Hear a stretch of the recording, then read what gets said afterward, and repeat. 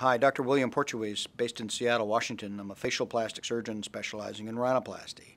And today we're going to be talking about widening a very narrow nose. First of all, if they have a hump, we have to shave the hump down. That automatically widens the nose. But if they need additional widening, we make some little tiny cuts in the nasal bones and we place two little cartilaginous spreader grafts in the upper lateral cartilages and up in those nasal bones and open up the nasal bones a little bit, and they're held open with those cartilage grafts. The cartilage grafts are harvested from inside the patient's nose, so it's their own tissue. It's not a foreign body or anything. And that ends up holding the nasal bones in a more open and wider position so that the dorsal aesthetic lines look much better rather than this pinched nose we occasionally see. The spreader grafts that we use to widen a narrow nose are only about 2 millimeters in width.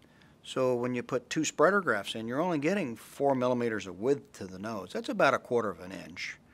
But that makes a pretty dramatic and remarkable difference between the before and the after photos. And patients, it really helps that pinched nasal bones when they're really excessively narrow. At 1 week after the surgery, the cast is removed. Patients can see their new bridge line, but the tip of the nose is typically very swollen, and so the tip itself takes a long time for the swelling to subside. But typically visible bruising and swelling is 2 weeks.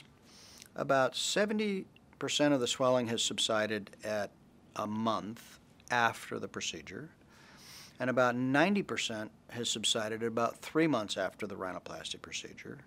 And then full healing takes a year.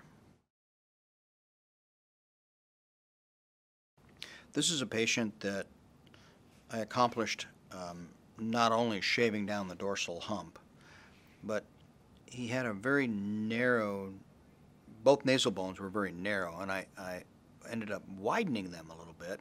And I did that by the combination of hump removal, which leaves you a little bit more wider base, and then I placed spreader grafts between the septum, nasal septum, and each nasal bone, and that widened the bridge line a little bit, along with reverse osteotomies, which are cuts in the nasal bones. And the spreader grafts hold those nasal bones in a wider and more open position, and that way he didn't have that pinched appearance to his nose.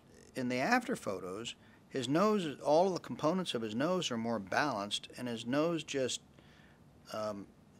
the tip of his nose doesn't look quite so bulbous because the rest of the nose has been widened to match his tip. The spreader grafts actually probably improve breathing a little bit too because the nose is so pinched. And we do perform those for some patients for functional breathing purposes.